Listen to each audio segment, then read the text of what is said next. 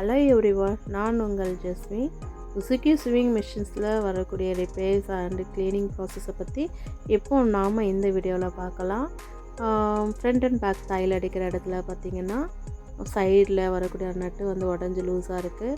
அடுத்ததாக oil filter பண்ணி மேலே எடுக்கும்போது இந்த இடம் வந்து டஸ்ட் ஆகும். அந்த ஆயில் வந்து எல்லா பார்ட்ஸ்க்குமே கொண்டு போகும். இப்போ பார்த்திங்கன்னா இந்த இடமும் டஸ்ட்டாக இருக்குது பாருங்கள். அடுத்ததான் லைட்டு, இது லைட்டில் இருக்கக்கூடிய லெதர் வந்து மெல்ட் ஆகி இந்த இடம் அப்படியே பார்த்திங்கன்னா மை போல் அப்படியே டஸ்ட்டாக இருக்குது. அடுத்ததாக இந்த ஃபுட் ப்ரெஷரில் பார்த்திங்கன்னா டஸ்ட்டாக இருக்குது. பல்லு அந்த இடத்துலலாம் பார்த்திங்கன்னா நிறைய டஸ்ட்டெலாம் இருக்குது. நிறைய துணியை நம்ம தைக்கிறதுனால அந்த டஸ்ட்டெல்லாம் வரும். அடுத்ததாக பார்த்திங்கன்னா இந்த மிஷினை இப்படி தான் ஓப்பன் பண்ணணும். ஓப்பன் பண்ணும்போது பார்த்திங்கன்னா பாபிங் கேஸ் போடுற இடத்துல உள்ள டஸ்ட் இருக்குது பாருங்கள். அதுக்கப்புறமா இந்த சைடு ஓரத்துலலாம் பாருங்கள் நிறைய டஸ்ட்ஸ்லாம் இருக்குது, த்ரெட்டெல்லாம் இருக்குது. அடுத்ததாக உள்ளே பாருங்கள் பஞ்சு போல் நிறைய டஸ்ட் இருக்குது. அதுக்கப்புறம் அந்த த்ரெட்டு பார்த்திங்கன்னா எல்லா இடத்துக்குமே வந்து இந்த ஆயிலை வந்து எடுத்து சணல் நூல் த்ரெட்டு அது பேர். அதுக்கு பிறகு பாருங்கள் இந்த சைட்லலாம் ரொம்ப டஸ்ட்டு அதிகமாக இருக்குது. மிரர் ட்ரெஸ்ஸஸ் அண்டு சமிக்கி ட்ரெஸ்ஸஸ், நிறைய ட்ரெஸ்ஸஸ் வந்து நம்ம வந்து ஆரி ப்ளவுசஸுமே ஸ்டிச் பண்ணுறதுனால இதில் டஸ்டஸ்லாம் வர வாய்ப்பு இருக்குது. அடுத்ததாக பாருங்கள் ஆயில் என்ன கலர் சேஞ்ச் ஆகிருக்குன்ட்டு. ஆயில் இந்த மாதிரி கலர் சேஞ்ச் ஆகிடுச்சுன்னா மிஷின் சீக்கிரத்தில் ரிப்பேர் ஆகிடும். இது வந்து ஆயில் ஃபில்ட்ரு. இந்த ஆயில் ஃபில்ட்ரு பார்த்திங்கன்னா டஸ்ட் அடைஞ்சிருந்தால் ஆயில் வந்து மிஷினுக்கு எடுக்காது. மிஷினுக்குள்ளே ஆயில் போகலைன்னா மிஷின் வந்து சீக்கிரமாகவே ரிப்பேர் ஆகிடும். நம்ம வந்து காசு கொடுத்து இந்த மிஷின்ஸ் எல்லாமே வந்து ரொம்ப காஸ்ட்லியாக வாங்கியிருக்கோம். இப்போ ஆயில் அடிக்கடிக்கு மாற்றலைன்னா நிச்சயமாகவே நம்ம நிறைய செலவு பண்ண வேண்டியது வரும்.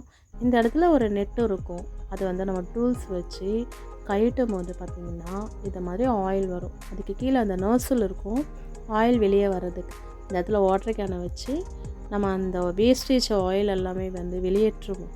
இப்படி வெளியேற்றும் போது பார்த்திங்கன்னா டஸ்ட்டெல்லாம் அப்படியே தேங்கி நிற்குது பாருங்கள், என்ன கலரில் மாறி இருக்குதுன்னு சொல்லிட்டு. அதுக்கப்புறம் பாருங்கள் இந்த வேஸ்டேஜ் எல்லாம் ஆயிலுமே வந்து நம்ம ஒரு வாட்டர் கேனில் ஃபில்டர் பண்ணி எடுத்தாச்சு. அது குழந்தைங்க இருக்கிற இடமா இருந்தால் நீங்கள் வந்து பார்த்து கேர்ஃபுல்லாக இதை க்ளீன் பண்ணணும். அதுக்கப்புறம் பாருங்கள் இந்த டஸ்ட் எல்லாமே வந்து நம்ம கையிலேயே வந்து தொட்டு பார்க்கும்போது அப்படியே படிஞ்சிருக்கு. அது வெளியே வந்து எடுக்கிறது கொஞ்சம் நமக்கு கஷ்டமாக தான் இருக்கும்.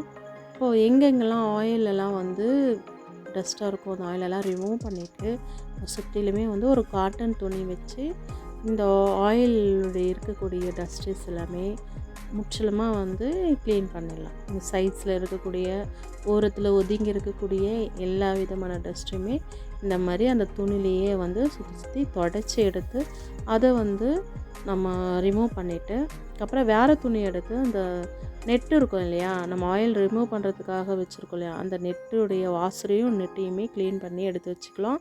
அதுக்கப்புறம் பார்த்திங்கன்னா வேறு ஒரு கிளாத்து, அதாவது அந்த டஸ்ட்டு கிளாத்தை போட்டு அடுத்தது வேறு ஒரு காட்டன் கிளாத்து வச்சு என்ன பண்ணலாம் அப்படின்னு சொன்னால் இந்த இடத்த எல்லாத்தையுமே க்ளீன் பண்ணிவிட்டு அதுக்கப்புறமா தான் நம்ம சைடில் வந்து பாருங்கள் க்ளீன் பண்ண முடியும். வெறும் கையால் நம்ம க்ளீன் பண்ணோம் அப்படின்னு சொன்னால் கையெல்லாம் வந்து கொஞ்சம் அடிப்படும். அதனால் கொஞ்சம் பார்த்து இதை க்ளீன் பண்ணணும். சைடில் இருக்கக்கூடிய எல்லா டஸ்ட்டுமே இந்த மாதிரி ப்ரஷ்ஷஸ் இல்லை உங்களுக்கு கம்ஃபர்டபுளாக இருக்கிற மாதிரி ஏதாவது ஒரு ப்ரஷ் எடுத்து சைடில் இருக்கக்கூடிய டஸ்ட்ஸ் எல்லாமே இப்படி தான் ரிமூவ் பண்ணணும். ரிமூவ் பண்ணி எடுத்து ஒரு இடத்துல அப்படியே சேவ் பண்ணிடுற அந்த டஸ்ட் எல்லாருமே லாஸ்ட்டாக அதை எடுத்து நம்ம வெளியே போட்டுடலாம். இதாக பார்த்திங்கன்னா ஆயில் ஃபில்டரை க்ளீன் பண்ணலாம். பொறுமையாக நிதானமாக காட்டன் கிளாத் வச்சு அழகாக நம்ம அதை க்ளீன் பண்ணணும். அழுத்தி க்ளீன் பண்ணோம், ஆயில் ஃபில்ட்ரு வந்து உடஞ்சிடும். அதுக்கப்புறமா காட்டன் கிளாத்தில் ஒரு டூல்ஸ் வச்சு சுற்றி நம்ம கை வந்து போகாத இடத்துல, விரல்கள் போகாத இடத்துல இந்த டூல்ஸ் வச்சு அந்த டஸ்ட்டெல்லாம் லைட்டாக அப்படியே வச்சு க்ளீன் பண்ணி எடுத்துடலாம். அடுத்ததான் இந்த பாபின் கேஸ் பக்கம் நிறைய அழுக்கு இருக்குது பாருங்கள்.